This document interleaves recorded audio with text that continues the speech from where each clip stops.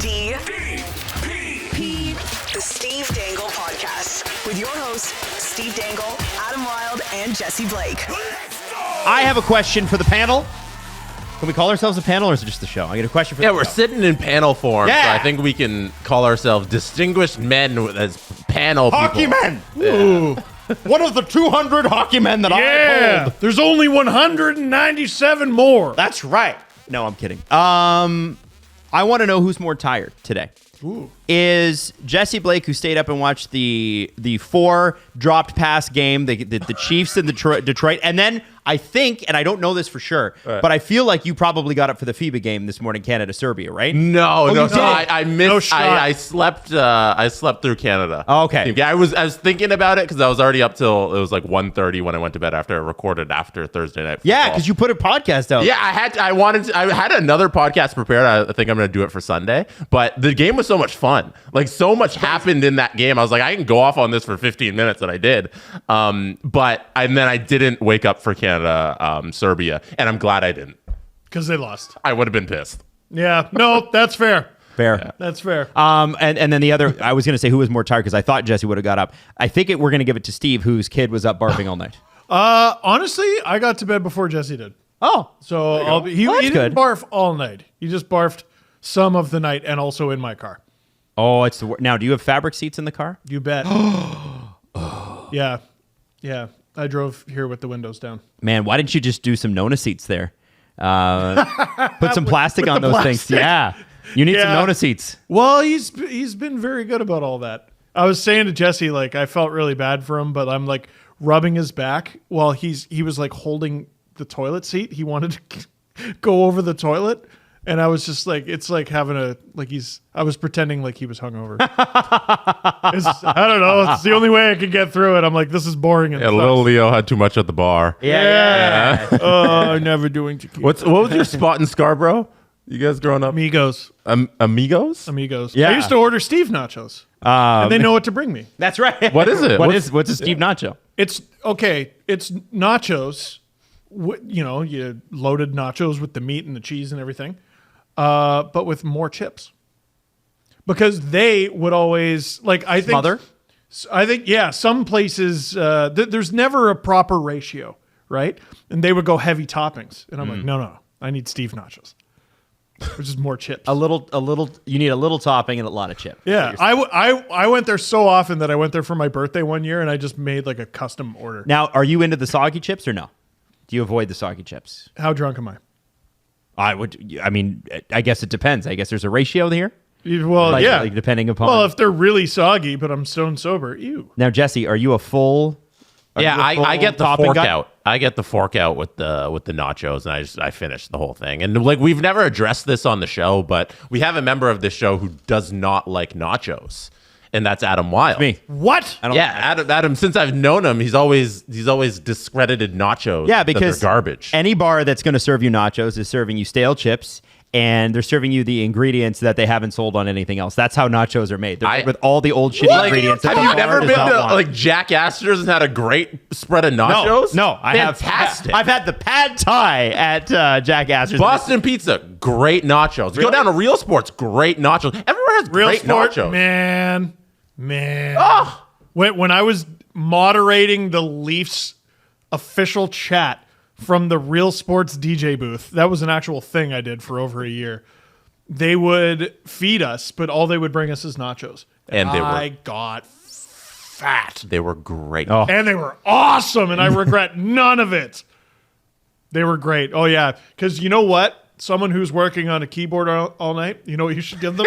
Nachos. Finger on a work laptop. It's gotta be one of your coldest takes of all time, Adam. I know. Nachos I are bad. realize that I'm an outsider on this Yeah. one. But for anybody out there who also does not like nachos, solidarity, we're in this together. and I get it. It's like that and cilantro. I know I am in the minority on cilantro, but I have the genetic whatever that makes it taste like soap. I wish that I loved cilantro. I really do, because everybody that likes cilantro loves cilantro. I feel like I like it because I have different genes, I guess. There's nothing genetic about your nachos hate. No, that's just probably bad taste. It sounds like bad you just taste. had bad nachos a couple times. Yeah, usually they are bad though. That's the problem. You just described nachos like pizza from the old country. Oh yeah, they take the leftovers and they put it on the. What are you talking about? That's what they do. Oh yeah, Not true. No. That's not. They have totally what nacho they do. ingredients. Totally what they do.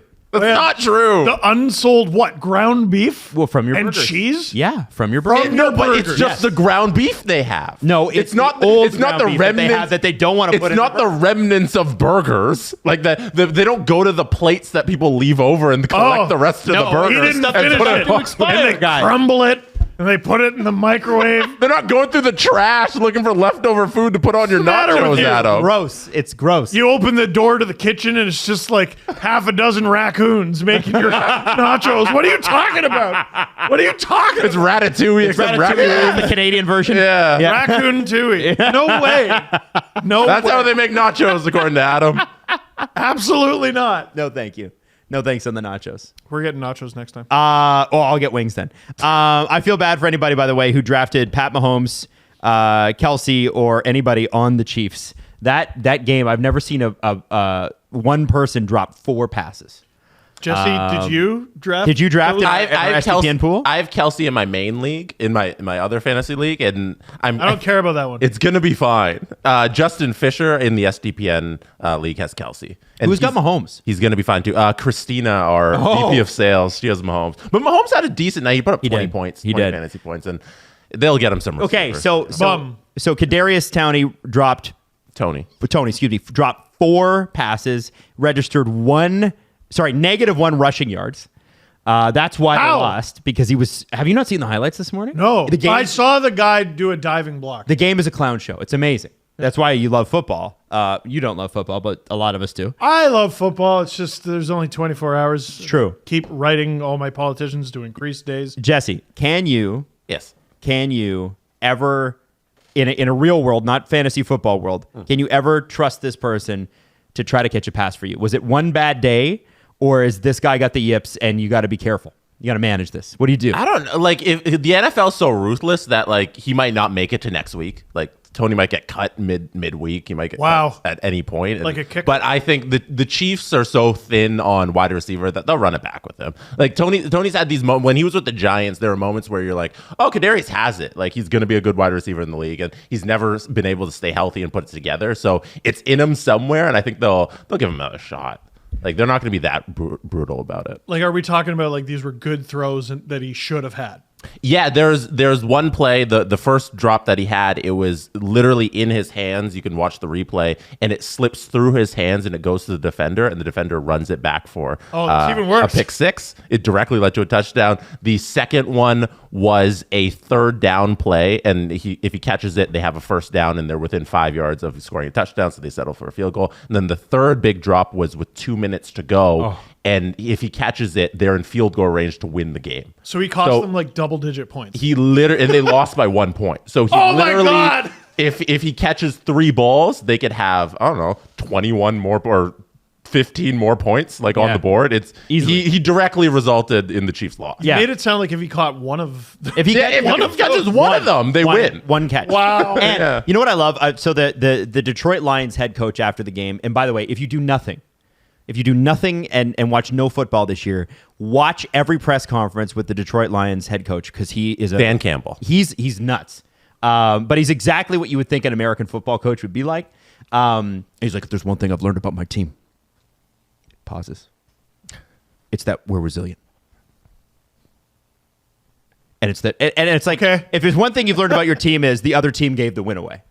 Like I saw them talking about it on First Take before I came in this morning, and I'm like, they're like, did Detroit make a statement? No, Detroit didn't make a statement. They did. They did not make you a got to give statement. credit to the Lions. The Lions had a Come good game. on. They hung in there. Drew's I got gonna be one- on your side, No but pass. Nobody wins a game if one of your key wide receivers drops 4 passes in, not just 4 passes, but 4 passes in the way that he dropped them. Well, no way. Adam, I got bad news about Jose Bautista's bat flip.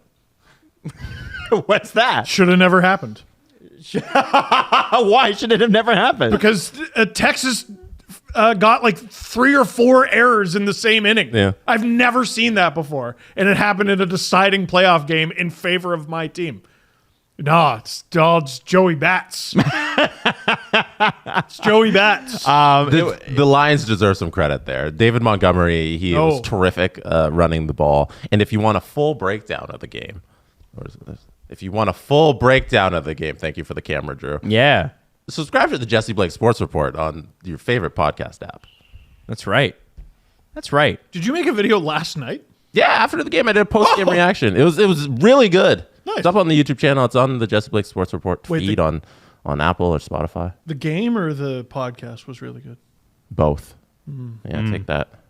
What about the intro and also the title of the show? The intro that you wrote? Yeah. It's spectacular. Did he write that? You know what? Yeah, you still remember. I kind of forgot about it, and then I sat down to watch your podcast with Julian a week or two ago, and I was just like, oh, yeah, I did that stupid shit. You get songwriting credits. I can't believe you actually like had that made. You're Sia. I am. Yeah. It's because I have thick skin. You write, he's a ghostwriter. That's right. You write hit singles in your spare time. He doesn't need dollar bills to have fun tonight. No. He loves cheap thrills. Cheap thrills. Yeah, and nachos. And feature Sean Paul. So let's not forget there that. you go.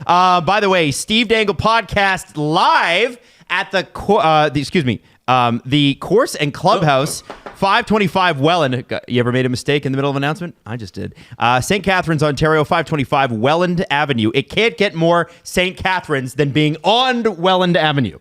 The tickets are $15. We will be there from 6 to 10. And what's cool about this place is it's a bar, but it also has driving simulators and nachos. Sorry. And you're going to have to What does it have? Sorry, I screamed over. It has golf driver simulators, golf simulators. So you're going to have to go head to head with Jesse for the longest drive contest. And we'll have some prizing for that. 6 p.m. to 18 p.m. What's wrong? We had a number of people reach out to say it's from 6 p.m. to 18 p.m. That's right. Explain for people listening. Because the font is medieval. It's medieval font. And for some reason, it makes the 0 in 10 look like an 8. Yeah, so it's September 29th. If you're ready to hang out from 6 p.m. to 18 p.m., you will love it. You'll start hearing about one of the Steve Dangle podcast listeners is a video game developer. And we've been talking about this Outdoor Rink Hockey Heroes video game that he's launching, and he's doing a Kickstarter here in mid-September. We'll start talking about it a little bit more next week.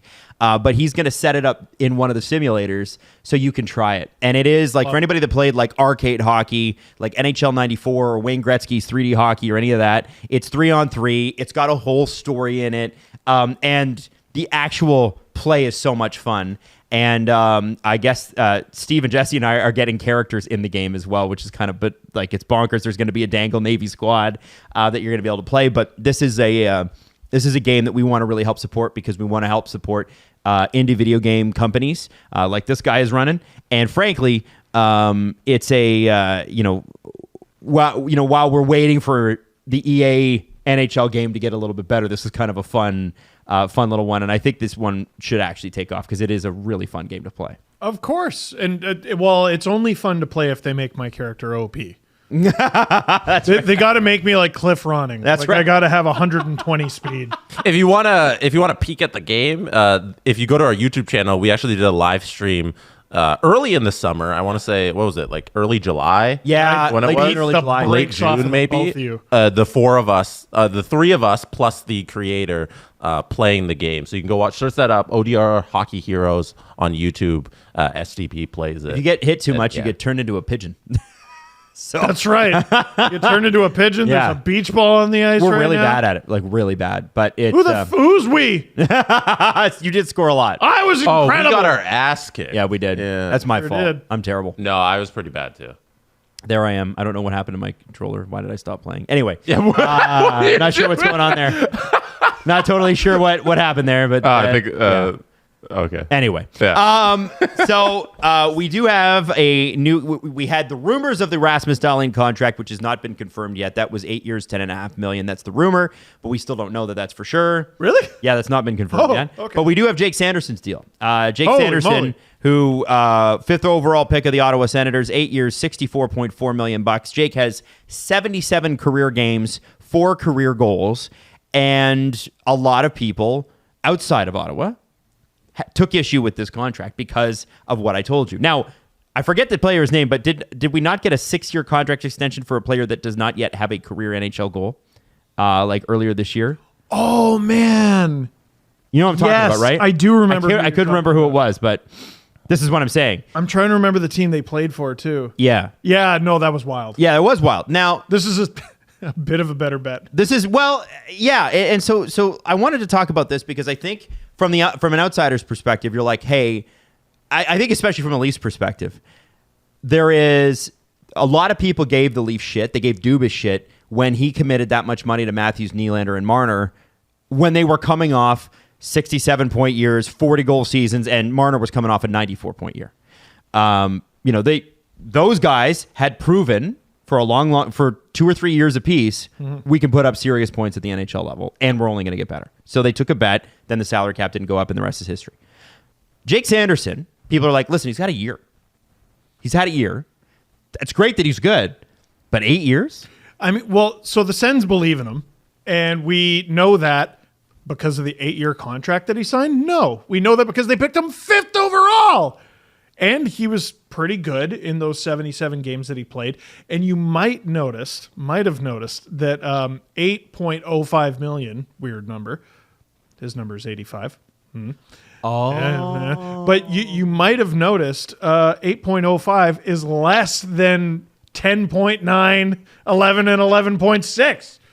Like, so you talked about the long track record that the Leafs big guys had that got they had a resume contract. Yeah, and that's why the number was so high. So here are the Sens getting ahead of it. And they're looking at it going, okay, well, we believe in him enough that we want to lock him up. We believed in him enough that we picked him 5th overall. We don't want to have to pay him more, which we're going to have to do.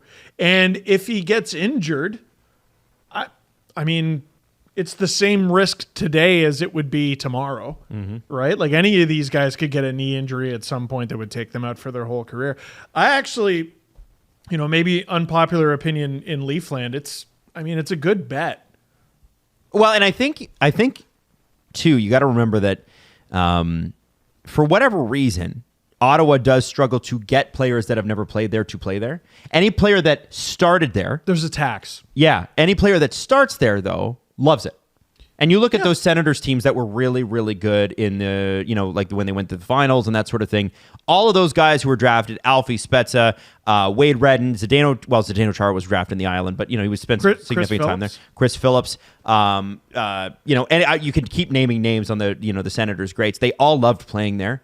The fan support when Eugene didn't, Eugene alienated a lot of people in the last decade. But before that, when the Sens were hot, the fans were right there, and it seems like they're right back to being excited and fired up again. Erik Karlsson never wanted to leave. I think he would have stayed, A, if they were willing to pay, and B, if they didn't completely stink. Yeah. I don't think he had a problem. No. He's a senator. So what I think was going on here is with the ghost contract that I'm sure will appear in the compliment section about who signed the 6-year extension without an NHL goal. Matthias Samuelsson, I think that's who you were thinking about. That's who I was looking up. Thank you. Kevin Adams with the Buffalo Sabres signed Samuelsson. Sabres, okay. He's got 2 career goals as of right now, signed the 7-year, $30 million deal back in October of 2022. Sabres fans were thrilled. Is that who you're thinking of? Yeah. That's exactly what I'm thinking. Wow. I remember being like, that's weird.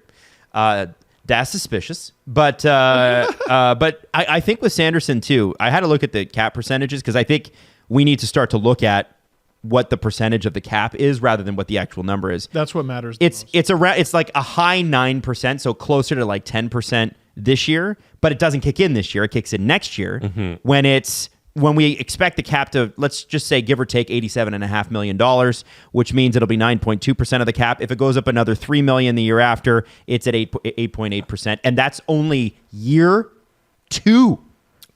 So it will go down. It could go as low as 8 or 7.9% in 2 or 3 years. I was listening to the Chris Johnston show talk about it. Like by the end of this contract, the cap's going to be probably well over $100 million. Yeah. And so at that point, you're like, if this guy is a top 4 defenseman at that point, you would expect to allocate 6 to 7% for a salary like that. If he's a top 2 guy, you're getting a huge steal. You have a 1-2 on the left side of him and Shabbat, like forever, basically. Yeah, that's pretty good. Because Bacho's on a long-term deal, right? He sure is, and he's locked up to $50,000 less. Yeah, I thought it was interesting that That's crazy that he took the $50,000 just to be the highest paid defenseman. So I tweeted someone about this yesterday because they were talking about okay, now that this has happened to someone on my team, it is icky. Yeah, like with the jersey number thing. So it's $50,000 per season for 8 years. So I'm not great at math, but that's $400,000 over 8 years. I want to know, after tax, escrow, and his agents, how much money is that? How much take-home money is that? Adam, what's the percentage they lose each year to all the fees? Fees and agency, whatever, they take 30% of their total salary with escrow, agent fees, and local taxes. And that's across the board, by the way. That's wherever you play, that is going to be the case. So it's less than $300,000 spread over. It's like what, $280 over 8 years? 30% of 600. Is that what you're asking? Yeah, it's about $200,000 that they 120. 30% of 400,000 is 120. Oh, right. 400. I thought it was 600. No. So I'm saying what's left is 280. Yeah, it's not. Oh yeah, so 400 minus it's 120. Yeah, I don't know. That's one of the things where I think it's a good contract and it's a good bet, but I look at it and I'm like, yeah, you needed that. What about $8,085,000? why you get so upset? I'm just saying. Like, Why are you so mad? I don't know. I mean, what is interesting to me, Jesse, you have their cap friendly page, right? How much cap space do the Sens have? Currently, they are sitting at less than $1 million, $895,000. That's not something we have seen often in recent memory. They're spending.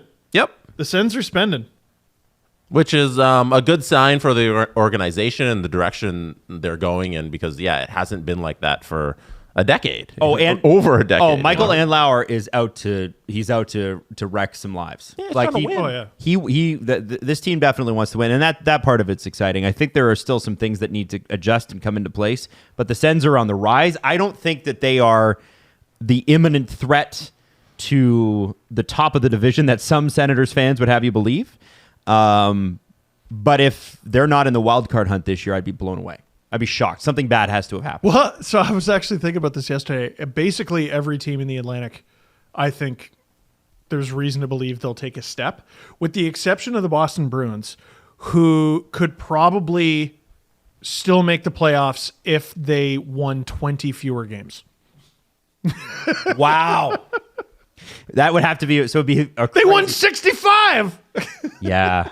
Fuck. That's so true. If they won 45, you need half a dozen overtime losses in there. You'd probably still get a wild card. I'm going to disagree with you on that. I don't know that Detroit takes a step forward this year. Well, I don't know. I could be completely wrong on that, but They're a bit of a tough one. Tell me how I'm still trying to figure out, and I got to do a deeper dive on this. I only know surface level shit, so Detroit fans, you can give me shit all you want because, frankly, I haven't. But DeBrincat, we saw his performance in Ottawa. He is not the driver. He's the finisher. Nothing wrong with that, but that means that a lot of things have to go right. He has to have somebody around him all the time, feeding him, who is healthy. And, again, there's nothing wrong with that. Larkin's one of the most underrated guys in the conference. I agree, but he's better be healthy all year. And they have had problems with that. I don't know that I saw a headline today that the Detroit still hasn't learned from the Andrew Kopp situation, and I think that they're right. I think I'm not sure what JT Compher, and Drew's in the room.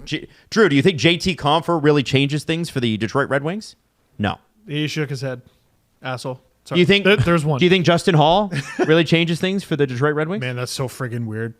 That contract's so friggin' a defense core of Ben Sherratt, Shane Gostisbehere, Justin Hall, Jake Wallman, Oli Mata, Jeff Petrie, and Mr. Moritz Seider. Yeah. Moritz Seider. Outstanding. And the last year that he's going to be cheap, yeah. by the way. I don't know if that rings playoff. If Jake Sanderson just got $8 million, what's Moritz Seider get? Yeah. He's got to be 10 plus. That's interesting. Got to be 10 plus. Well, I don't know about 10 plus. Why not? No, he's getting more than Dahlin.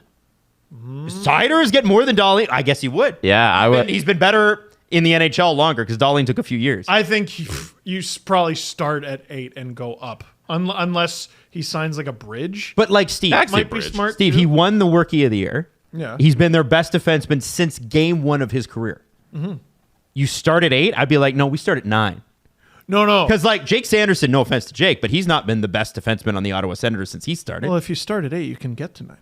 I think you start at 9, you get to 10. What I'm saying is I think he gets a minimum of 8, unless it's a bridge, because bridges Yeah. are weird. And Oh yeah, fair enough. But I think if you want the full 8 years for Moritz, it's probably similar to like a 10 by 8. And he's 22 right now. So this is the age where you sign guys to 8 years. You don't sign them to 8 when they're Matthews' age. It comes back to him, but everyone's like, oh, you didn't get 8. And I'm like, you want to get 35-year-old Austin Matthews 15 mil? It's a surprisingly older defense core for a team that's rebuilding, quote unquote. And like even on the offensive side, you got the Andrew Kopp deal, which is 5.6 till 2027. You got the Comfort deal, is 28, 5.1 till 2028.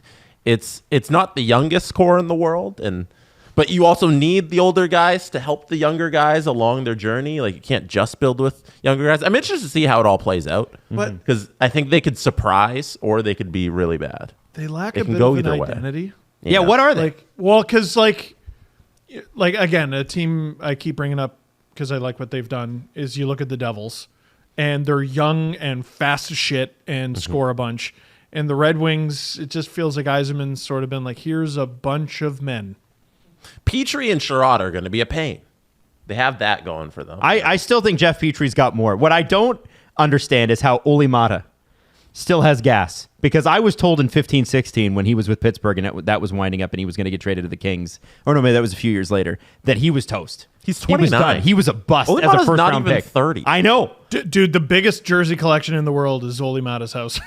That guy, he's played for, if he plays long enough, he might challenge Mike Sullivan. Well, he's only got 4. Penguins, Blackhawks, Kings, Red Wings. You're lying. No, I'm not. There's no way Olli Mata's only played for 4 4 teams. teams, that's it. You're lying. Now, 4 is high, but yeah.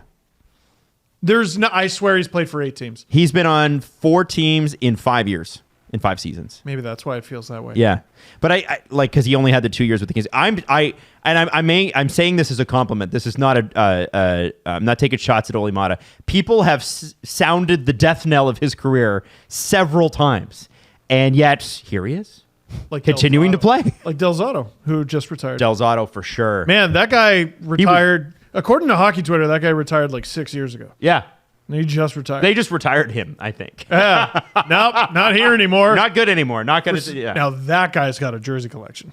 Yes, for sure. I think Detroit has a better top 6 than we give them credit for. You know, now that DeBrincat. Up front. Oh, no question. Yeah. Oh, No yeah. I question. thought you meant the on D. No. In they terms do of not. their forward group, because now that they got Dylan Larkin, his winger, that's going to be DeBrincat, and they're just going to run show for the next however 4 years that DeBrincat's locked up for. Like So- that Larkin DeBrincat pairing is going to be nice, and then on the second line, if whatever combination of Comfer and Perron and Lucas Raymond, like they got a good 6. Raymond was so garbage last year. Like I think he Hey. bounces back. Hey, He was- Yeah, he was back. hey, Jesse, that trade's not working out.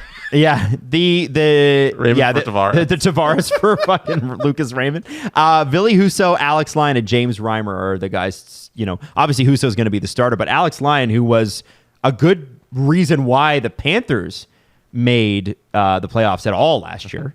I think that's an interesting combo. I don't know, like James Reimer might be one of those guys that ends up on.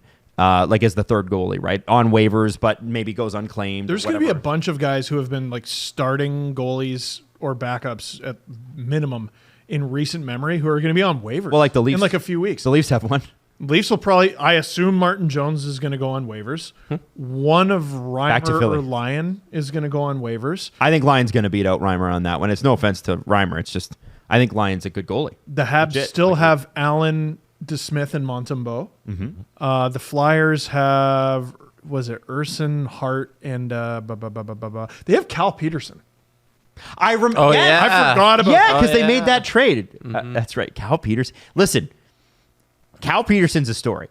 He's like Philip Zadina type story. Like Philip Zadina, who was like, you know what, Detroit, I won't take your $2 million or $4 million over the next 2 years. I would rather sign for $1 million in San Jose and get a shot. Well, he went, which I love. He went from like guy to worst goalie in the NHL, like by a wide margin In a month. Like, yeah, like October last year. I wouldn't be shocked if he bounced back. Well, and A bit. Philly's a great place to do it because if you steal some wins, Philly's a horrible place to do it. no, if you steal some wins in Philly, you're going to look extra good, and your numbers still might be shit.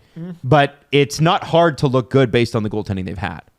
It's a low bar. It's a pretty low bar, and Philadelphia has been snake bitten for goaltenders since John Van Beesbrook.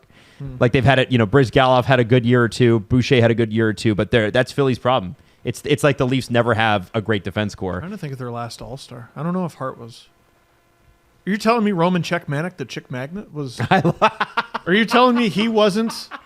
You're right. I forgot about Roman Czechmanic. Sorry, I think it was Mike Toth. He used to when he did Mike the highlights. Toth. I've heard that name in a long time. He used to get on Roman Czechmanic, the Chick Magnet, with a save. Mike Toth was fantastic at just doing highlights. Yeah. Like, that's a dude who's really good at highlights. I don't know. I'm gonna Google Mike Toth. Where's Mike Toth? When I was an intern, he was one of the guys where I was like, oh, that's Mike Toth. Yeah. I got him a muffin. You know who else has that kind of lore around them just from sports television in the GTA? John Liu. I was about to say, Yeah, dude, you have that feeling too. when I went on my first ever flight, which was December 2009, went to Regina for the Team Canada announcement for the 2009 World Juniors. Again, there's all these famous players like Jordan Eberle's there. Nazem Kadri was there, and I think he had just been picked by the Leafs. But the guy I was like flustered by, I was like, oh, that's John Liu. John Liu reporting live from Montreal. That's the television. The television's here. So there, I need to gather up courage to say hello to the television. Just hello, Mr. Liu. I'm a big fan. I don't know if I've ever. I don't think I've ever met him. No, I think I'd still be flustered to see him. Yeah, he's doing something else now. who's this? Like he's in a different market. I'm pretty sure. Winnipeg. Winnipeg. He's Winnipeg. He works with my buddy. Yeah. Oh yeah. Okay. There you go. There are a lot of Mike Toths, but none of them are the Mike Toth that we are looking for. I'm even looking for, like, I looked at the LinkedIn page that it linked me to in Google, and it linked me to several Mike Toths who are not the Mike Toth You're we're looking going for. deep. You're going too deep. We're doing a search. Did you go to the Wikipedia page? What's his Wikipedia page say? As of December 2009, Toth joined News Talk 1010, but I assume that's... They do not have morning sports announcers on News. Yeah, that was a long time ago, so we don't. That's the most recent update. They don't have a lot of... I think they're mostly syndicated now, so... Yeah. Yeah, anyway. All right, well, shout out to Mike Toth. This is interesting today. Eric Engels tweeted out this morning that Joel Quenneville and Stan Bowman were at the GM meetings in Chicago, the preseason GM meetings in Chicago, and apparently they're there to tell you, other GMs and coaches and hockey personnel, how to deal with situations like the one they didn't deal with, which landed them in the position that they're in, that they are on the outside looking in. And this feels to me like in theory it's a good idea, but it also feels a little bit like the NHL's version of Beyond Scared Straight. Like, you remember that? They used to do that with kids that were like bad, poorly behaved kids, and that was a show on A&E, and they would just bring them to a prison, and the prisoners would scare the shit out of them. Yes. That's literally what this feels like. And so I guess Eric Engels did get the chance to catch up with Joel Quenneville later and asked him what he was there to speak about, and Joel was obviously not going to tell him, so he said, I can't speak about that. But that's what they're talking about today. And part of me wonders if this is part of what the NHL views as the penance for them coming back. Now, from what I understand, they may have taken some classes, and I'm sure all of this will come to public light, so it's speculative at this point. So I just want to put that out there. I don't want to say that we know, because nobody knows. But it's interesting that they're having these guys talk about it, because on one hand, you're like, why are these guys? I'm sure there's a lot of people who are like, why are these guys involved in the game at all? On the other hand, who better to talk about how serious this shit is than two guys that won a bunch of cups, were the toast of the game, and now are not allowed to even get a job in the game. Part of me is... They'll be back in 5 seconds. I agree, and I think that this is the setup for them to come back. It's this is a part of it. a test run. But absolutely. But if you're an NHL general manager, remember Alain Vigneault, that famous quote, like there was the enormous protests, the Black Lives Matter protests, the George Floyd protests in the summer of 2020. I remember. And Alain Vigneault's like, I don't watch the news. I only watch hockey. You remember that? I forgot. Yes. And you're like, Alan, come on. You know, I know you got CNN on at some point. Like, you're not a moron, unless you are. So for these people that have gotten away from, who have used hockey as an excuse to not handle these situations, Quenneville and Bowman are two of the most successful people of the last 20 years in the game. And they are in front of a room of people right now going, we really fucked up, and here's how you don't fuck up. I think, in theory, that sounds like a good idea. Now, I'm sure that a bunch of people are going to tell me why that's not a good idea or why you shouldn't hear from them or whatever. But I will tell you, from my perspective, from just reading that this morning and not having a whole ton of time to digest it, I mean, that whether or not they come back to the game right now is immaterial to me. I want to hear from the people that really failed the game. And I want them out there saying, this is why you don't want to repeat my mistakes. I think that is actually a good idea. I'm mostly interested in Quenneville. Like, I am curious what he's saying. Of course. And the reason for that isn't because, like, I think he's a great coach or, like, he should be back in the league or whatever. It's because he has paid so, like, little publicly for his role in all this. Maybe paid so little isn't the right way to say it, because he did lose his job.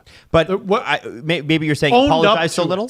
Yeah, he taking responsibility so little? If we remember how those final days of his time in Florida played out, he got to choose his last game. He got to do one last goodbye game, and then I forgot about that. Yeah, remember everything was happening, and then they were like, "Why are you coaching?" He's like, "I don't know. We'll address that later." And he got to do his last game and all that stuff. So it feels like he never paid a penance to the public because he wasn't, like, taken out of his role. He kind of walked away himself. So here's, it's difficult to remember all the details, but these are Quenneville's words, about the Kyle Beach thing. I first learned of these allegations through the media earlier this summer, Quenneville said Tuesday in a statement the Panthers provided.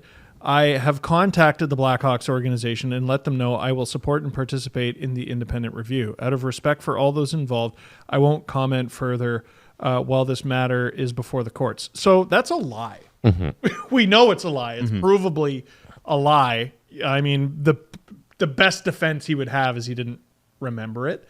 But, again, I'll remind you the way I reminded you so many months ago, and this is a very harsh way of putting it, but Quenneville gave an endorsement of Brad Aldrich. We don't know if it was signed, but he gave an endorsement, and Brad Aldrich used that endorsement where he then got a job at a school and assaulted a minor. Right? This is a guy who should have, I mean, you want to talk about people who should have never been anywhere near a hockey team or, fucking anybody for a very long time. I am very curious what Quenneville has to say. I am too. You talk about a guy who better have some satisfactory words, and but I think that, because we're talking about two different things in my view, and the reason I say that is, I think you need to have those people as an example to the people inside the game to understand that there are consequences for their actions.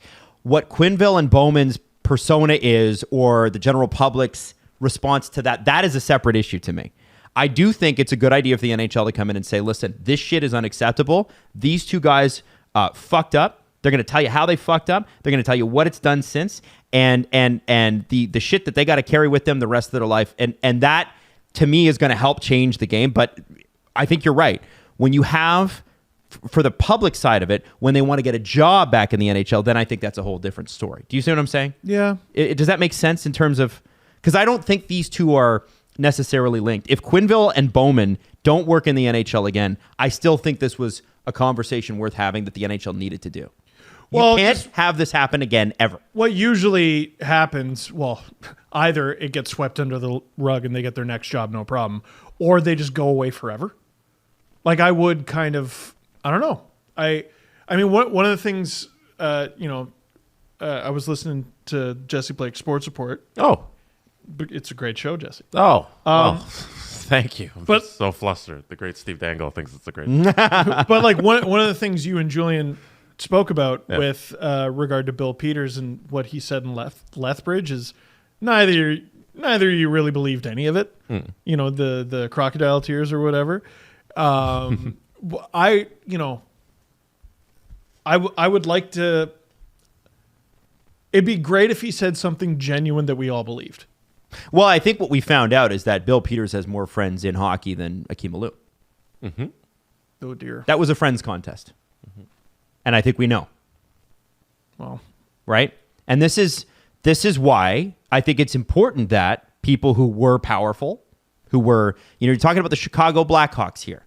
We're talking about the Wirtz family, who are top of the line executives, not just in their own organization, but they are on the executive council. And Bill Wirtz Sr. And Rocky Wirtz and all these guys, they've been running the league since like the 30s. The Wirtz family has been there forever. And so for this to happen at that organization, you couldn't get a more well-connected hockey group than these guys. And I feel like at very least they have to do penance. Fucking Bill Peters did one press conference, never even attempted to apologize until like a week before. Like that. So nothing was gained from that. Adam, devil's advocate Please. On what you just said there, because you're saying how you think it's probably a good idea for Quenneville and Bowman to go talk to these guys so they look how I fucked up. Yes, that's what it should be. If it's a friends contest and you're inviting these guys back to the group of friends, you're bringing them back to the lunch table to chat with the guys on their experience, wouldn't it be better to have somebody like Kyle Beach talk to them and not... Isn't it good point. hurting the game by having Quenneville and Bowman around the top NHL GMs and coaches who are all there? It's mandatory. Isn't that just, hey, we're all buddies again, and you're endearing them back to this group who will let them back into their friend group? Holy shit! I think that you're knocked right. my socks off. Man. Yeah, I think you're right. Now, whether or not Kyle Beach would do it is a separate matter. Right. Whether or not he wants to go have to do that in front of a room full of people, that's a lot to put on a victim. I think he's.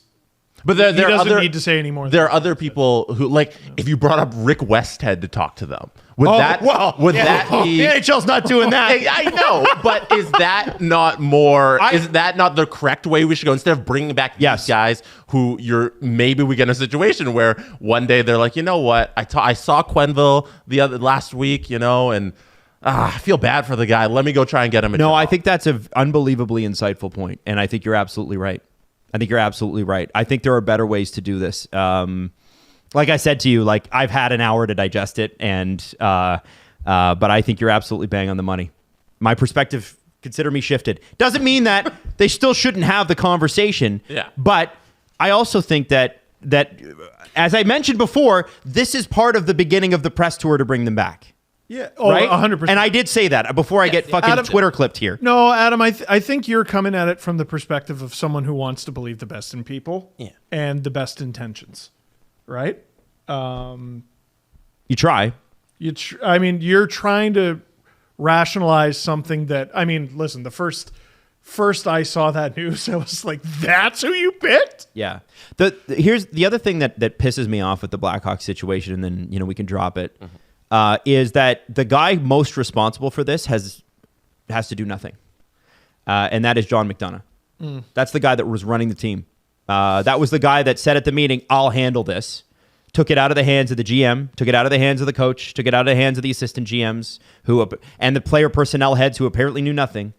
That guy doesn't have to do shit. Well, I think that is unjust and unfair. I can't stand that part of it. I agree with you. I also just thought it was pathetic that Stan Bowman, I'm afraid of him. Well, I got no power in the situation. That's bullshit. Cheveldayoff, Agreed. might as well not have been on the payroll because he had so little to do with it. And Mark Bergevin, fucking the head of everything, didn't know anything. I don't know. Stop. I think you're right. I just think it sucks that this fucking guy he gets off scot-free. I think that sucks. It's my personal opinion. Whatever. The other thing that we have to talk about, and this I'm going to tell you something honestly here. What we're about to tackle is extremely sensitive, and frankly, I'm not even going to mention the names of the particular players in this situation. It's been making the rounds on Twitter, and we need to start this conversation with the 2018 World Junior Team Canada situation. Frankly, it was an alleged gang rape. That's what call it what it is. Eventually, we're going to find out what the findings were from the London police. Now, it's kind of, I've heard from somebody that said it was unprecedented that this was reopened. Because remember, they investigated it, then they closed it, and now they're reopening it, and now it's taking a really long time for them to come to this, whatever happened. We were going to get something from them. The NHL, being the NHL, can't send these people to jail. The only thing that they're going to be able to do is suspend players. That's all they're going to be able to do. We do know that last night, several players from that team, some of them had already done this, but notable players had put their Instagrams on private. They were either put on private previously or last night, and some of them disabled comments. Yeah. Which is something, frankly, I wouldn't blame any NHL player from doing. So to speculate that this is the reason why is, first off, I think it's human. I do think it's human. It's 100% to be curious, but it's also irresponsible in a public forum to come out and go, these guys did this. It must be because of this. I don't know what other reason it could be. You can't do that. There was a lot of extrapolating. 100%. And I get it. It's just irresponsible, and it's not helpful, especially to the victim. We got to wait for these things to come out. And we want it to come out. Yeah.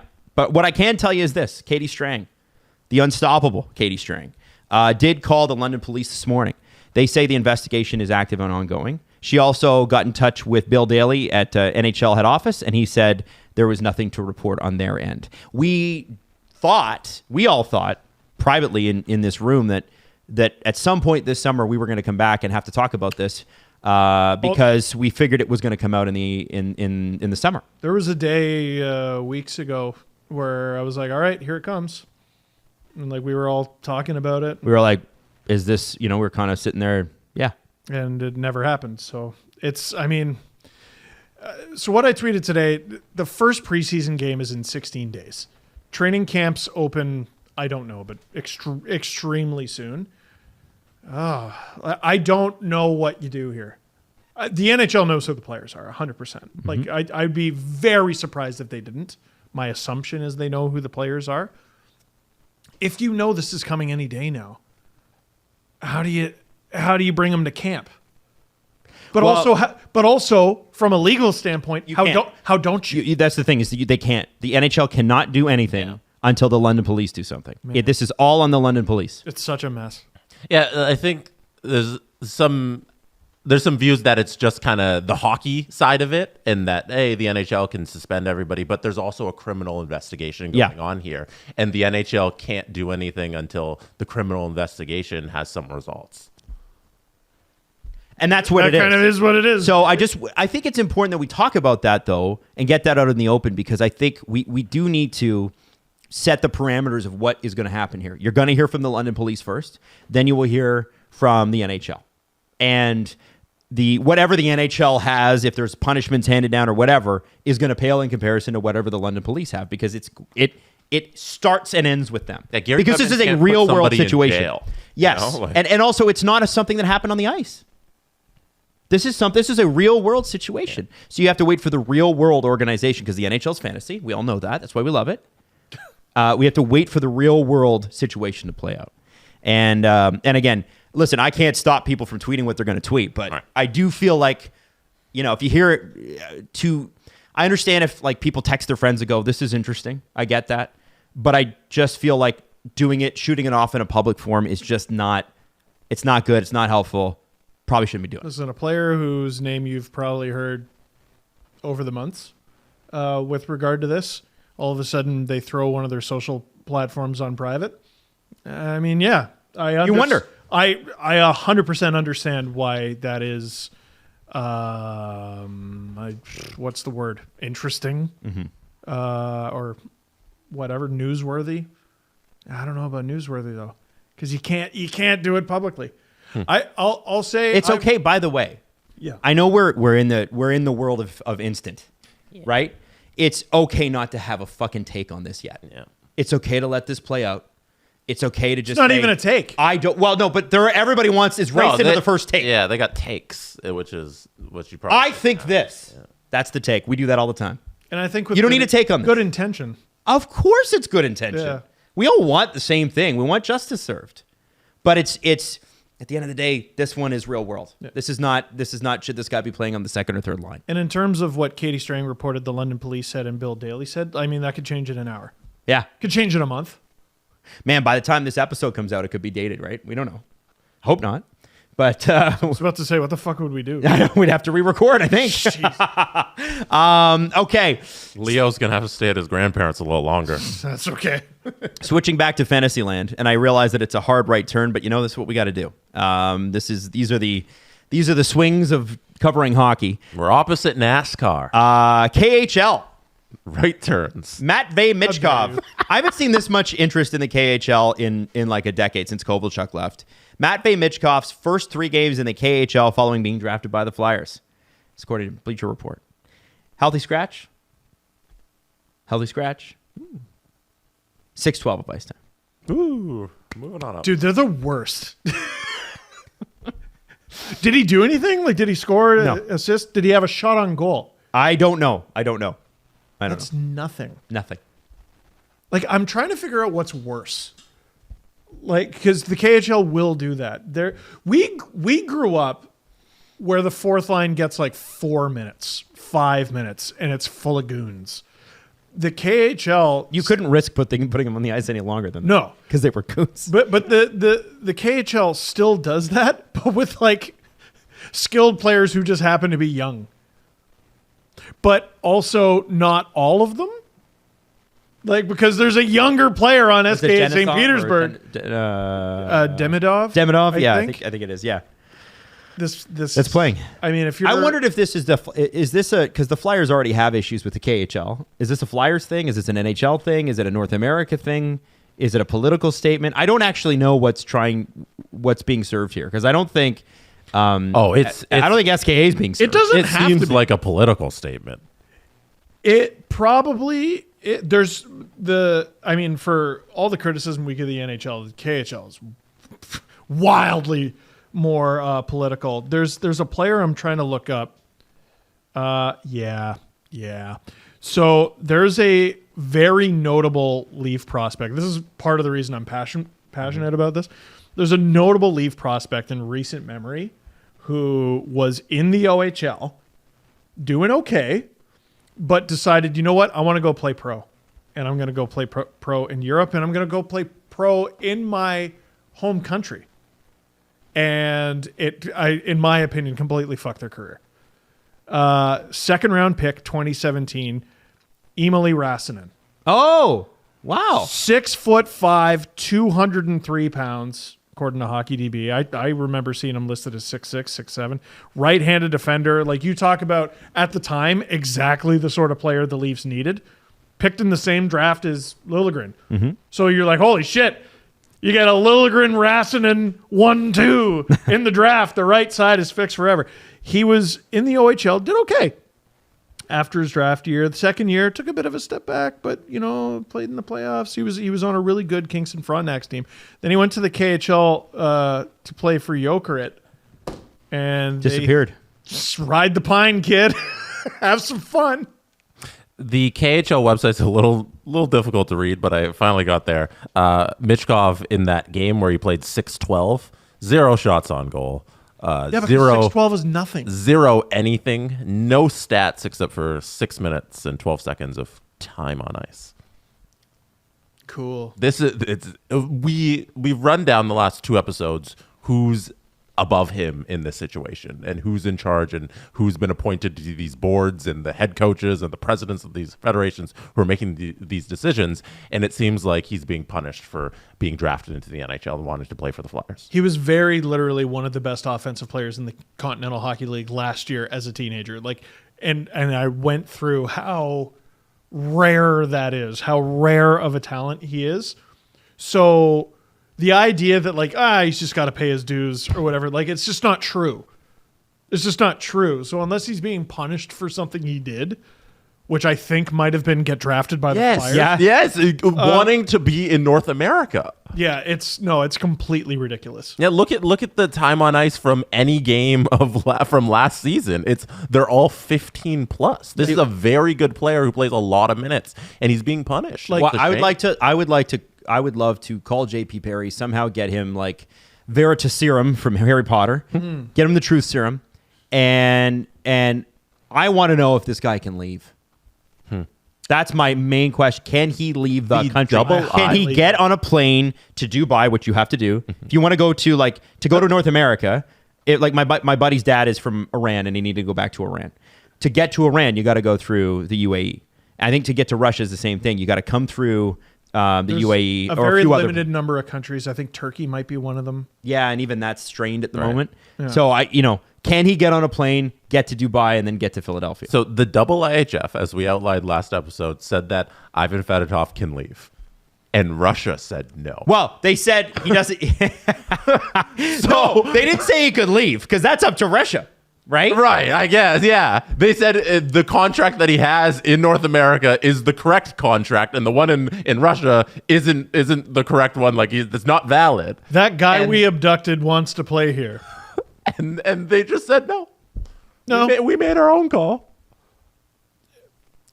So whether he wants to leave or doesn't, I don't think Michkov has a say in this matter. I've criticized coaches for making moves that to me don't make any sense.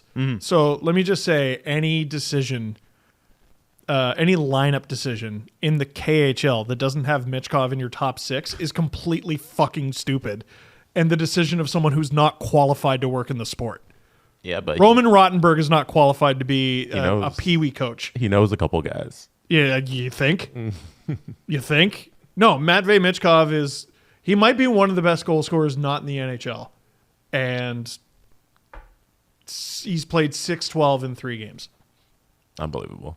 It's wild. It's a nightmare if you're a Flyers fan. Well, everything's a nightmare if you're a Flyers fan. You're living a nightmare. You are. I mean, He's not wrong. Excuse me. You are. It's a nightmare. It's an absolute nightmare. Flyers fans are we like the I hope Cal Peterson works out for us this year. Would be great to not finish. Well, it'd be great to finish last. Yeah. But I sure hope Cal Peterson works out. You don't like more Oranger? Their New Jerseys? Oh, they're fun. They are fun. Flyers fans are really funny. Yeah. Oh, I love it. Take it from a Leaf fan, you need good humor to get through years like this. Yes. American forwards Abby Roque. This is according to Haley Salvian. American forwards Abby Roque and Alex Carpenter and Canadian defender Micah Zandy Hart will be announced as the first 3 players signed with New York in the PWHL, and then Boston. Boston, man. Always. Are there any off the board picks there, Adam? Hillary Knight, what? Megan Keller, and Aaron Franklin. And I just want to say that Boston, Montreal, and Toronto are both. That's looking like a pretty vicious 3 teams. Don't count out Ottawa. Their picks were really good, or their signings, I should say. Sorry. All right, they're Cax. What? Would you get paid by her to say that? There's 10 clients in the league that I really like. And they're all hers. Noted Cax client. Yeah. Get the mug. We need mug. Need the mug. We by have the an way, agent off. but Alan and Cax I do a like show that. together. They just talk Yeah. business. Or like the agent newlywed game or something like that. I don't know how you do that, but it'd be like, that test format. them. Yeah, it'd You be test fun. them on CBA questions. by the way, yes, I'm biased. It's SDPN. We do a bunch of shows, and I think they're all good. That's why we put them on. The Everything You Need to Know episode of Noxie and Cax finally got around to listening to it. Holy shit. It's crazy, huh? It's so good. The Brian Burke stuff is really good, but the anecdotes of how little the players wanted are crazy. Like, and they went to the table expecting to have to fight tooth and nail for these things, and luckily the people they were negotiating with were like, well, yeah, no, of course. They're like, please, we don't want to eat gas station sandwiches. Yeah, pay for parking. Pay for parking! That was a big one, yeah. That's a big one. And if our stick breaks, we want to have another one waiting for us on the bench. And they're like, yeah. But these are all things they had to fight tooth and nail for. Yeah. Oh, yeah. And did I hear CAC slip in all their arenas, which haven't been announced yet, need to have a minimum of 4,000 seats? They got to be more than Mullet Arena. Oh, my God. It's 3,000 to 5,000, I believe, is the answer. Got to be more than Mullet. They didn't talk about mullets. No, Adam did. That's Adam. Just so everybody's aware, they did not use that in negotiations. That is Adam injecting that into the conversation. It's just a fact, gentlemen. Just a fact. Anyway, it's a really good episode. No, they're hoping to play out of their home games out of 3,000 to 5,000 seat arenas, Which is great. But the Some big neutral thing about the game is going to be the neutral site games. I think when they can get it at Scotiabank for like it. I'm really hoping for, fingers crossed, that someone at MLSE takes this idea or already has it. You do the triple Saturday game. Triple. You get the Marlies in there at noon. You get the PWHL Toronto team in there at 3. It's going to take some getting. It's going to take some time to Yeah, not it say is. that. You're going to get them in at 3, and you're going to get the Leafs in at 7. I want the triple hockey game at Scotiabank on a Saturday. I like that. You into know, it. I I'm feel into like it. those neutral site games where you can inject, you can get like the local NHL team involved in that, or if you do some bigger venues and all this stuff, or you just travel, you do a game in LA or some fun stuff like that. Those are going to be really helpful in growing the game, and that's what I'm really excited for. I'm into it. I don't know if the ice crew is into it, but I'm into it. They already do the double games.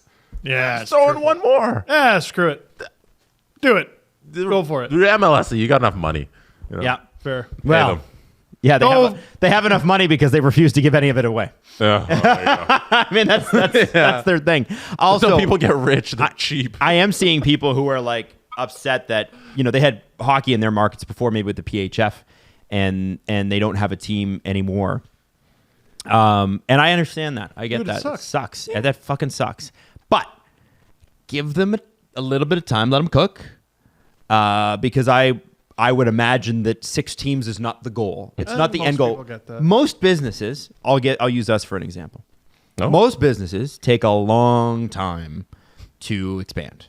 Our case, it was 8.5 years. 8.5 years before we really started to even add like another show. And that was like a huge lift for us. How about, what was it, 14 years to get an editor? on LFR. Oh, no. Yeah. So just let the women's league, let them establish.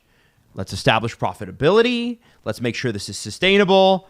There's a bazillion great hockey markets where they're going to want a team. It's going to happen. It's going to happen. No. The best practices in business are start way too big and retract. Literally, if you want, so it feels like the WeWork. Have you seen that document, or not documentary, but with Anne Hathaway, where like No. Anne Hathaway and the other guy, and the WeWork thing on Netflix. You guys have to watch it. Is it a movie? It's like a movie, but it's like a docudrama. Okay. And it's bonkers. Like those, and it's all true. That's the crazy part. It's not used even like to- Social Network where it's somewhat true. It's totally all this shit happened. We used to work like next to the head office, right? No, when we were just a WeWork building. Oh, that wasn't. No. I thought they were Canadian. No, they're San Francisco, man. Oh, No, I yeah. know nothing about. Yeah. WeWork. Oh yeah. They're you guys have got to watch. Oh, that's just a WeWork location. That's just one of where them. you can WeWork together. Yeah. Okay. It's where you can rent a boardroom. Build, sell, crash, burn. That's it. That's, yeah. Yeah. No, we do not want that. We do Start not small, grow from there. Now, one of the things that I'm sure you remember from the NHL video games, especially early on in the 2000s, was being able to Testicle injuries. customize. Yeah, that was actually Yep. true. Yeah, hernia injuries too. A lot of hernias. But the one that I thought was always interesting was like when you could finally edit your equipment. You could personalize the skates and the stick or whatever. And one of the things that you saw a lot in like NHL 2004 through 2006 was the yellow Marty St. Louis Easton stick. Or sorry, Bauer stick. Easton. It's Easton. It is Easton. Yeah. And Careful with that. No, well. Bauer Hockey owns Easton. Yeah. Sorry. That was the Synergy stick. And it is back, baby. It's available this year. You can buy one. Bauer has brought it back. I think it's pretty sick. Bauer's bringing back the Easton Because they own the brand. There you go. Yeah. So these sticks were like, had to have this, really important, especially my league level, which was house league. Everybody needed to have a yellow stick. It looks like he's holding a lightning bolt. It does. It does, actually. It's kind of fitting for Marty St. Louis in that one. Is that why you did it? Maybe. Maybe it's why you did it. A spectacular looking stick. Goes with every jersey for no reason at all. And I'm so glad to see it back. I hope it has the same flex that it used to. I love the crowd in the background of every goal celebration photo. Can you go back to that, Yeah. Jesse? Look at the high five going on behind him. Look at the This mullet couple? going on behind him. That's a mustache and a mullet. Whoa, that's a beauty right there. That is a He was also afraid that the person Time. who was giving him a high five was going to hit him in the face. Look, he's moving his head away from the high five. he is very Not convinced. He's concerned. Yeah, I like beer cup guy. picking his Over here nose. to the right. Or is he just has his hand up like, oh shit, what a goal. He's fixing his glasses. Fixing his according to glasses. Steve. I don't know. Looks No, like he's got a booger. picker. Nice strap. try, Drew. He's picking. I like this couple too. They look like they're gonna have. Some Oh, fun. they're They're hugging. adorable. They're gonna make some those two. whoopee tonight. Yeah. Celebrate the okay. Lightning All right. win. That was a little. That's too much. I want to know. Why is that one girl, that one person there? She's just looks really sitting cool. down. She's like, oh, This she's one? hitting the glass. Oh Hitting the yeah. glass. I'm like, what is she doing? Nah. She didn't get up for this. That's Who's she looking clearly it was a great goal. The guy who scored the goals right there. I don't know. Sorry, I just love people watching in goal celebration photos. Absolutely. I want to know what jersey that is. Bar? Is it a custom job? This one? What is it? I need to know. I think it feels like a custom job. Sorry, every time you go, oh yeah, there's a photo of Martin St. Louis. No, Hey Jesse, if you I'm can, looking at the people in the first 5 rows. can you look at the boards? I want to see the ads on the boards. Let's see. New York Times. Napster. No, that would be, that feels like the Tampa Bay Times. Oh yeah, that doesn't make Yeah. sense. I'm And stupid. Valpak Savings. I wonder what Valpak Savings was. What are they doing now? The- They're vi- advertising with Type in Tampa Bay Lightning work. valpak.com. See what happens. Valpak. Visit valpak.com. That's what it says. Use code St. Louis for 10% off of whatever a Valpak is. What are they? Valpak I'm gonna go with taxes. They do taxes. It's yes. Why does Valpak have an? So first off, you go to the Google Valpak, and I don't even, Jesse, I want you to bring this up on the screen because Is this good content? this is good content. This is really good content. What? Yeah, why is Big Bang Theory up there and Bazinga you could win 10 grand? And then there's Bargain Block and Unsellable Houses with HGTV. Why What is is that? happening? So I guess it's where you can get local coupons for wherever you like Ace Hardware and Home Depot and Macy's and JCPenney. Guys, I think the ad from 20 years ago might not be around anymore. Does JCPenney even exist? I anymore? think they're a new company. Oh no, maybe they're the same company because it said get savings and stuff, right? So it might have been a coupon company back then, but they've definitely pivoted. Is JCPenney still around? I thought they were struggling. Anyway, No, No. What are we doing? we're finding out about Valpak. Ads work even All right, 20 years let's later. keep it moving. Well, All right, fine. 3 shows in 4 days. Okay. So we're gonna. I want to ask you guys this. Okay. Okay. So have you ever wanted to ask the owner of your team something? Yes. Okay. If you were to ask Larry Tannenbaum, Larry T, anything, what would it be? When was the last time you had craft dinner, if ever? Oh, that's a good. Why craft dinner? I don't know. You put me on the spot. He's a billionaire. Do billionaires eat craft dinner? And also, Is there any billionaires that listen to this show? How much by the do way? you think it costs? When was the last time you stepped foot in a grocery store? On purpose. That's a good question. There you go. There are people in the tens of millions that don't know what groceries cost. You ask celebrities what milk costs; they have no idea. It's a banana. How much could it be? $10? So I, Jesse, want you to play this video. The Dallas Cowboys are going to allow you to talk to Jerry Jones, who is the most famous owner in the NFL. But there's a stipulation, and I think you're going to be blown away by this because it's cartoony. I was looking at Bill Gates guesses prices of things with Ellen. Oh, Then we can go through that after. that might be worth going through. You guys brought that up. Oh my, that is actually, you know what? I know people hate on Ellen, but she had some good bits. That's a good bit. So wait, these are screened questions. No, watch the video. Okay, so this is the Jerry Jones. Watch the Jerry Jones video. Okay. And I headed back to Dallas, and within a matter of weeks, I'd bought the Dallas Cowboys. Why did you choose AT&T to be your naming rights partner? The reason AT&T So, the Cowboys have unveiled an AI-driven hologram of Jerry Jones at AT&T Stadium. Fans can ask about his life, college at Arkansas, owning the Cowboys. The technology can generate multiple responses, creating a lifelike version of Jerry Jones. This is from Ari Mirioff, My Sports Update on Twitter. Fuck right all the way off.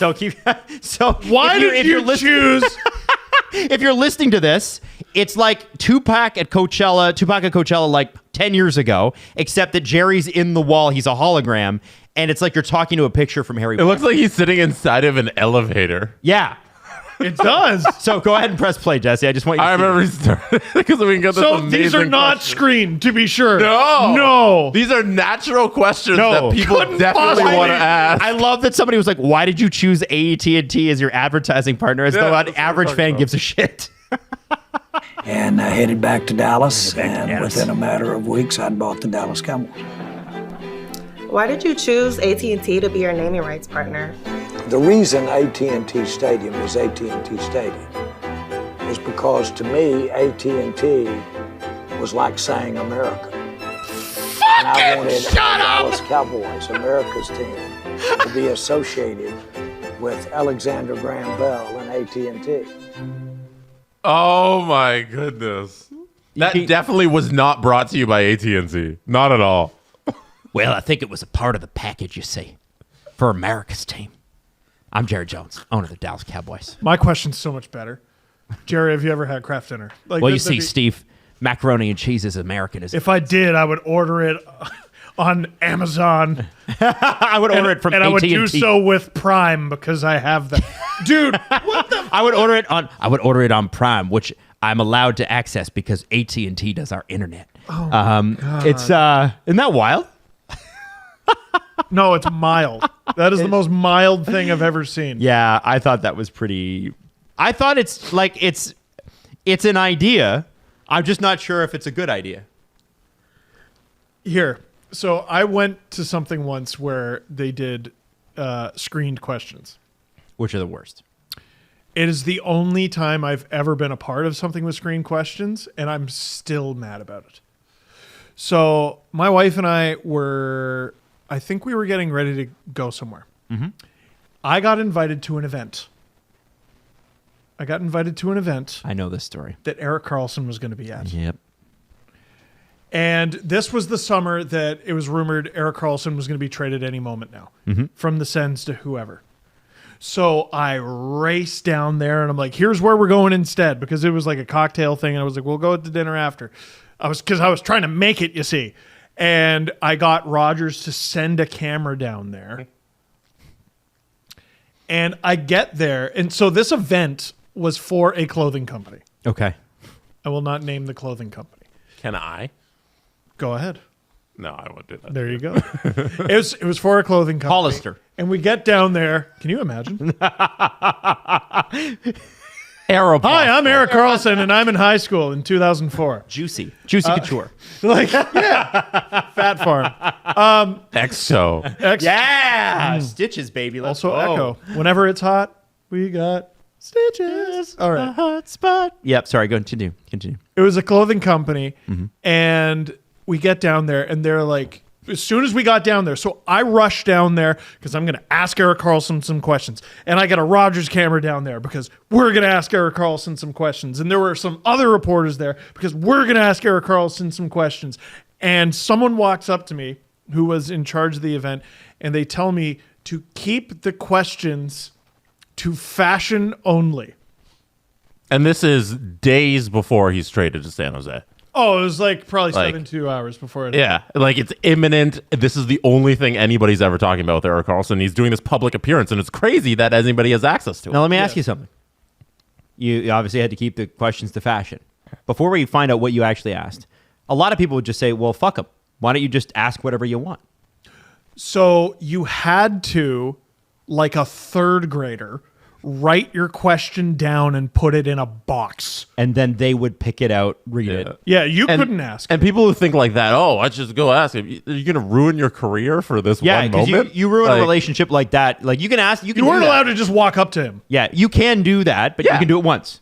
And then you'll never get the interview again. Before someone who has like half a foot and 50 pounds on you. Yeah, kicks you out of there. Clotheslines you and throws you out of the building. Yeah, as you mentioned earlier, the hockey industry is a friends industry, and you can ruin a lot of friends by doing something rogue and stupid like that. Yeah, hi, I'm here with Sportsnet credentials, and I'm here to cause a scene. You think that's going to go well for me? Right. Yeah. And you think Sportsnet's going to love that one of their reporters pissed off Erik Karlsson? Oh, no. I bet they will. Yeah. They'll love that. So, yeah, you couldn't just go rogue and be like, why? Where are you getting traded? So, I was limited to fashion-only questions for Erik Karlsson. What did you ask? What jersey are you going to wear this season? Oh, that's a great question. What did he say? Oh, they didn't pick that question. Oh. So I went there for fucking Sportsnet sends a camera down there, and they don't even get their... If I was Sportsnet, I would hit the roof. I'd hit the roof. Yeah, because stupid... I'm a hockey... I own the right... Stupid fucking Steve Dangle, who we've never sent a camera anywhere to for. I wouldn't be mad at you. Be mad at them. Well, they gave you the wrong impression. The reason I went to this event was a reporter, who I won't name, reported it like this was a legitimate news conference that was happening. And it's not. And, well, I didn't know until I got there. And so my wife, like she was actually like, when we went out to dinner and everything, she was having a great time and everything was. I was fucking steaming the entire dinner. I was so pissed. I was so mad because I went there for nothing. I got an autograph magazine out of it. That's all I got, and I still have it. So it's interesting on the hockey side because Jesse and I experienced on the entertainment side that's pretty normal. Like, I remember when I interviewed Taylor Swift in Edmonton, and this was backstage at the old arena, and I forget what was it called? It was... Rexall? Was it Rexall? No, or is it Rexall now? No, is it Rex? It's Rogers Place. No, it's Rexall. Yeah, it's Rexall right now. It's Rexall. Yeah, so it was Rexall. So... get our sponsors right, guys. We got that interview because when I bought Rexall, it was like buying Canada. So terrible. So that's the worst thing I've ever seen. Why do you love AT&T so much? I wanted to be associated with Alexander Graham Bell because that's America, even though Alexander Graham Bell's Canadian. And that's another thing. Yeah, that's something he doesn't know. But I remember it all happened, and this is not what you're supposed to do is go through the record label for any interviews, which means you get no interviews. So what often media companies will do in Canada, especially, I'm sure this happens in the States too, is they'll, you know the managers and some of the people at the subsidiary record labels. So, you've got Universal Music or Sony or whatever, and they've got a whole bunch of record labels underneath them. So it happened because Big Machine, which was her record label at the time, had a chat with one of my bosses, and they organized this thing, and I lived in Calgary, so I drove up, hung out at West Edmonton Mall for the day, finally saw it. You could see it from space. I saw it from Edmonton. And then I went backstage and had to talk to Taylor Swift. So their rules were this. You get 10 minutes. You get 10 questions. And you can only film the first 2 minutes for video for online. This was 2011. That doesn't make any sense to me. Well, it's all about control. And they say the second that you don't ask the questions in order, it's over. We will tell you to leave. So, and I won't repeat this, but famous morning show person to this day in Edmonton accompanies me. I don't know how he accompanied me, but he ended up finding out that I was going to be there. We worked at the same company, and he shows up and is like, I'm going to come too. And we were like, okay. And I was 23, and this guy was a big deal in this market. And I was like, I'm not going to say no to him. And he was a nice guy. Midway through the interview, he pipes in and asks a question. Oh. And I was like, motherfucker. Like, are you serious? And Taylor's people, you could see them go, And it was about a book. It's like who's gonna cry about you after you die or something. It's some sort of book that changed her life. And she's like, oh yeah, I really like that book. And he's like, I like that book too. And like that's as far as the conversation went. And first off, I didn't get to ask my last two questions because of this guy. But also, I'm like, he's gonna fuck my interview's screwed. I'm toast. Yeah. And thankfully, she kind of looked at her people and went, It's okay. it's okay. Yeah. And then I asked the remainder, and then at 10 minutes, she was answering in the middle of answering a question. They're like, okay, thanks. Oh, and yeah. off went Taylor Swift. I was. Oh, there you go. Yeah, wow. Yeah. Dude, Adam, that's crazy. Yeah. Anybody listening right now on the YouTube version of this show, there's a picture of young Adam Wilde with a young Taylor Swift. Yeah. That was on the Speak Now tour, I think. It was a really good show. She puts on a great concert. Also, the last time you told this story, we made our Taylor Swift on Reddit. Oh. What? Yeah. Somebody had put in the Phone of Frege episode. Oh. About a year ago, you told a similar story. Now, sorry for anybody we were that's heard that talking again. about Taylor, and they had posted on our Taylor Swift the subreddit. Well, it didn't do very well. The post. Oh, I think it got why not? 10 upvotes, 0 comments, but you know, Hey, we made it. Yeah, 10 we more made than it. I expected. We made it. We made it. I was lunged at by a PR person once. Were you? I think I've told this story before. Yeah, I'm lucky this turned out okay, actually. It was, remember the year Josh Donaldson ended up on the cover of MLB The Show? Yeah. So he was supposed to do an event at Real Sports, and it was canceled at least once. Okay. He ran out of cancellations, so he had to do the event on this day. The problem was it came like within 48 hours of the Jays having like a bench clearing brawl. I want to say with like the Texas Rangers. And he was one of a bunch of people who was going to be either fined or suspended. It wasn't the Odor punch, was it? Might have It been. might have been the Odor punch. And so it's back in Toronto.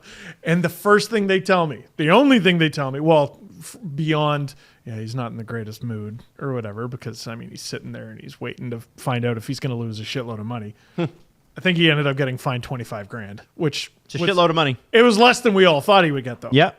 Yeah, MLB fines are not NHL fines. That's true. They're a little bit That's more. true. A little bit more. They go, do not ask about the fight. Whatever you do, do not ask about the fight. Now, I did a bunch of research on him because I'm a hockey guy. I don't know a ton about all these baseball guys. So naturally, I worked in some hockey questions into my little list, but I found out he was an MMA fan. So I sit down. They're like, all right, ready? Yeah, you can go. I go, all right, Josh, so we got to talk about the fight. What do you think? Stipe Miocic, the new heavyweight champion of the world. Oh.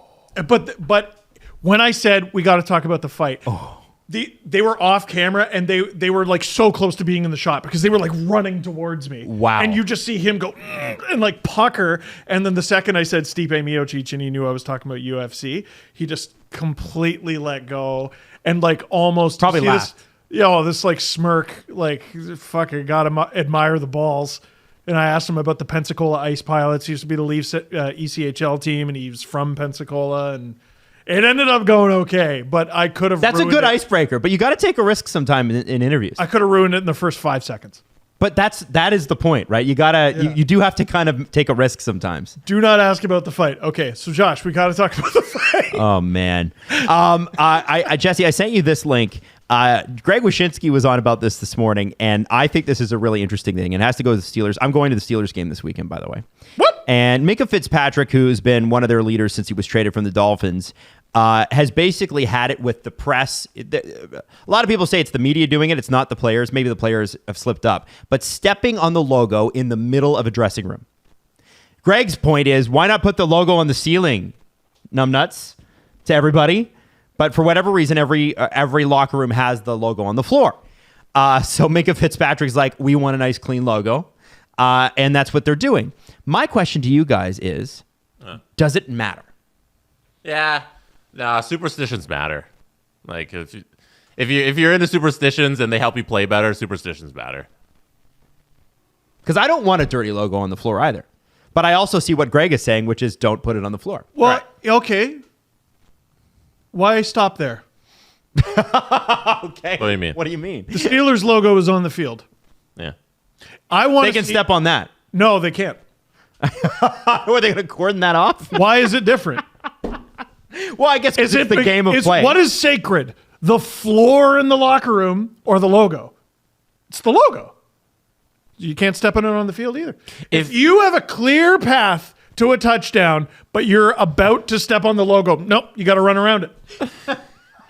Don't you believe in superstitions? You want to win or not? Go around the logo. If Minkah Fitzpatrick plays 2% better because he thinks that he's going to play better because nobody stepped on the logo, then you do it. And he is It great. is not 2%.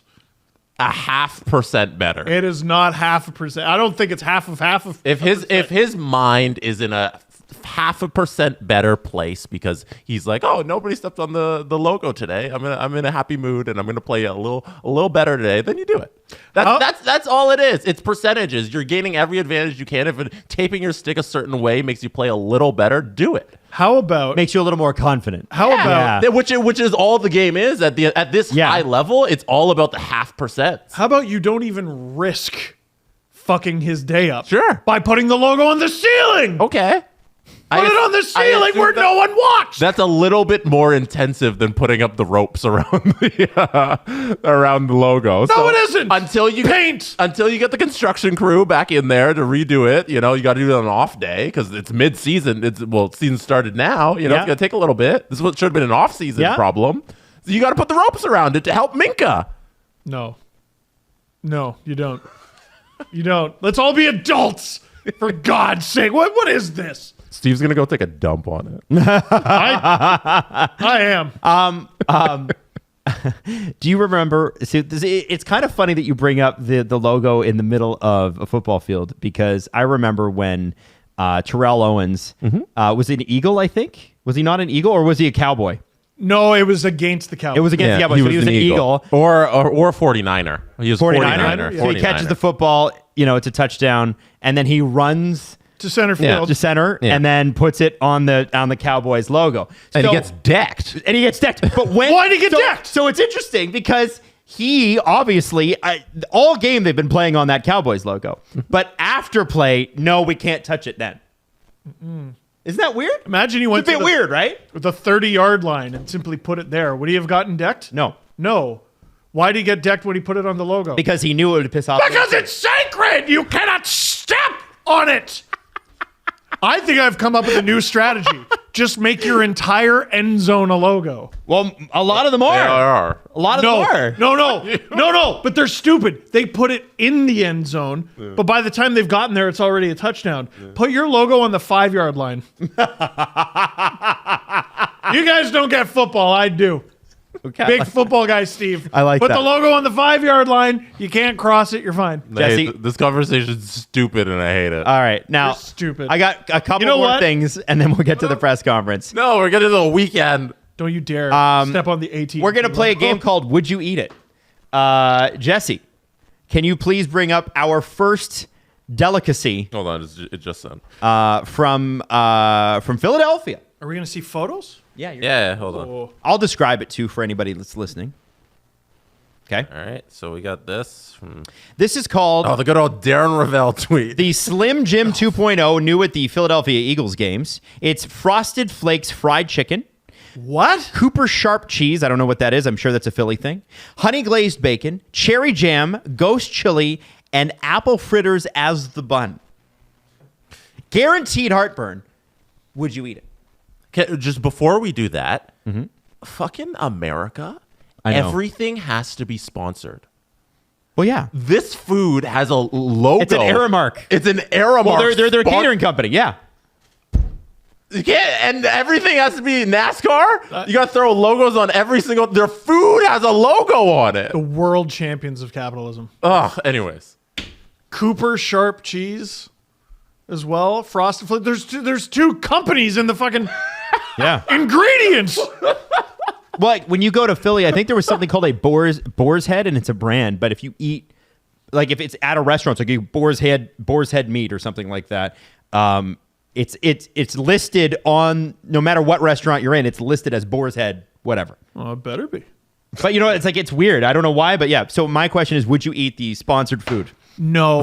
By the way, speaking of sponsored food, when you go to Tampa Bay for a Lightning game, they have a place where you can get a burger. Nike swoosh burger. It's a Ford burger, and they actually singe the fucking Ford Like logo the car company. into the top of the burger. Yeah, it's a Ford company logo. I've had it. That's too far. That's That's too far. Like they give you the thing, and then it's like You're advertising on my burger. Did it taste like new car smell? No, it didn't. It was fine. It's No? just a burger. Tastes like a burger. No. Okay, so I'll tell would you eat why. this. There is actually a particular reason why I wouldn't eat this. I have this weird bugaboo where I don't like shitting myself at a sports event. At the event, that would pass through you that quick? Probably. I mean, man, what is that fucking? Is that burger like on a point. sprint? How quickly do you guys shit after eating? Dude, read the fucking ingredients again. Steve's right. Frosted Flakes. by the Frosted way, Flakes chicken. Fried chicken. Cooper All right. Sharp cheese. So Frosted Flakes, that's brand 1, brand 2. Sweet and savory already. No, let him read it one more time. By the way, it's Slim Chicken 2.0 instead of Slim Pickin'. Frosted Flakes fried chicken, Cooper Sharp cheese, honey glazed bacon, cherry jam, and ghost chili with apple fritters as the bun. So you got your soft fibers in there. You got your greasy meat, 2 different types of greasy meat. You got your lactose in there, and you got the hottest pepper imaginable. I mean, for me, it would be a next day thing. So at least I'd probably do it at home. I would only feel comfortable ordering Drew, what's the this question? in the I'll third repeat quarter. it. Your mic isn't hooked up yet. yeah. Oh, How it do you would be hold sticky. that thing? And you know they're going to give it to you in a flimsy little cardboard. You know those things they give you like a gigantic hot dog, and it comes in a piece of cardboard that's that big? Your jeans are going to feel like Velcro by the end of the game. Like, it's, No, yeah. No, I was on the side of eating it and like trying it because I love apple stuff. I like when they inject a little apple into things. It makes it a little sweet and it's so good. And I I try imagine eating that at home.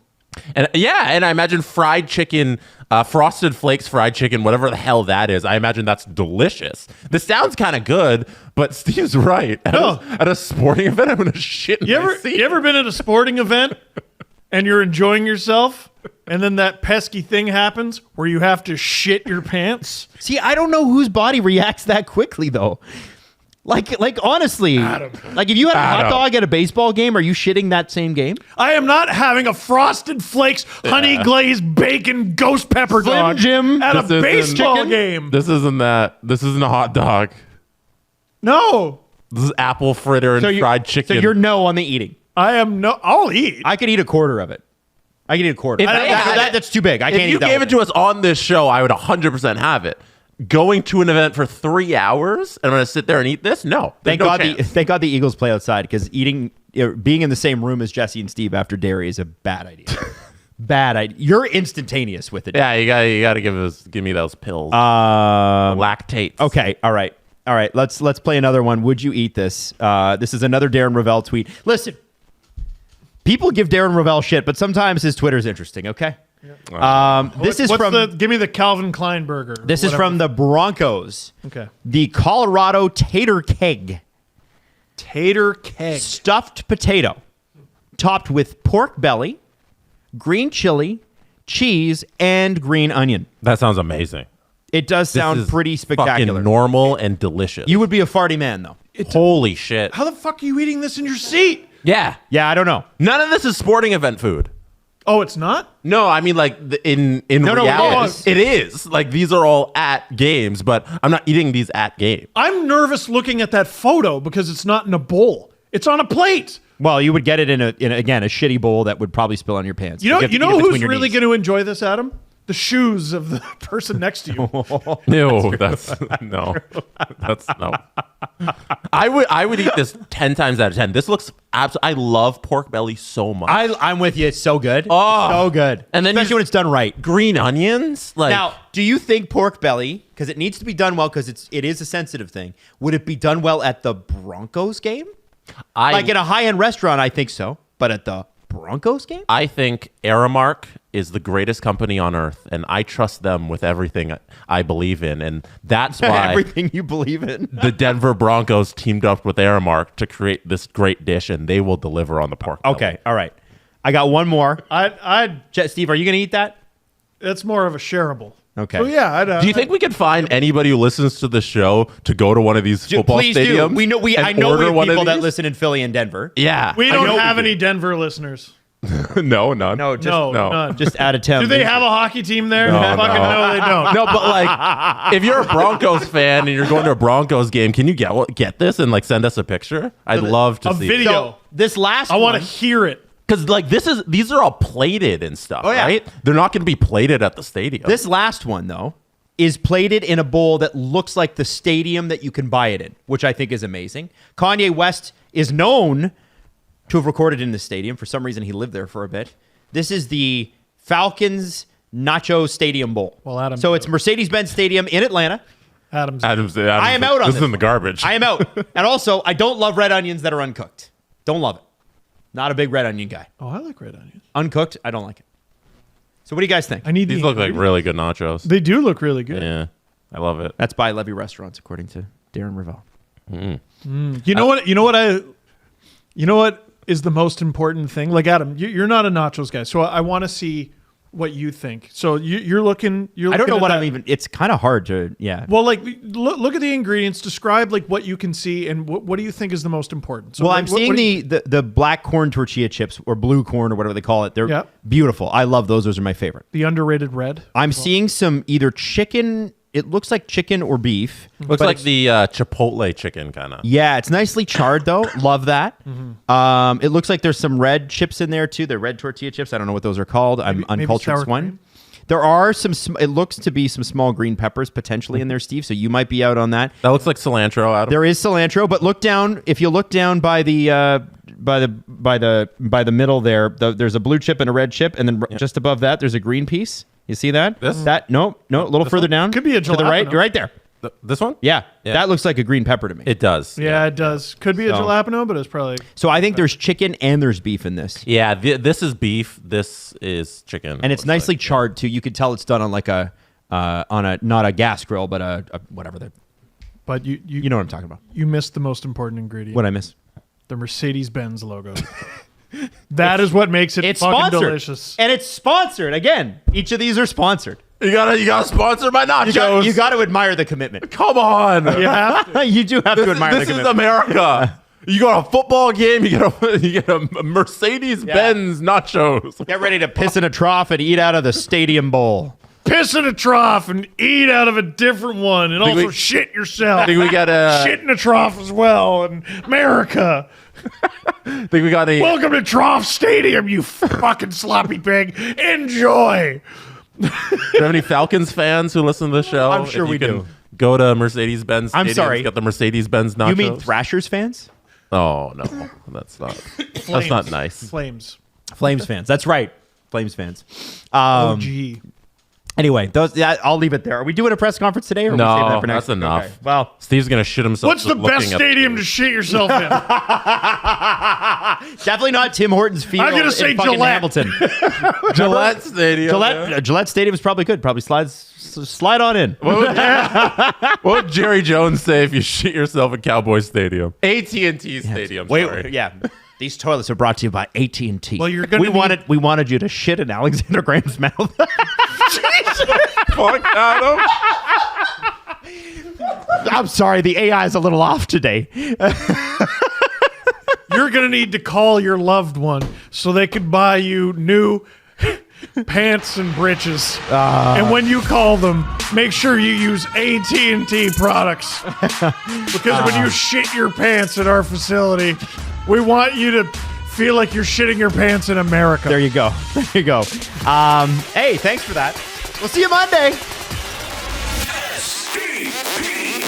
The Steve Dangle Podcast. Follow the guys on Twitter at Steve_Dangle, at Adam WYLDE, and at Jesse Blake.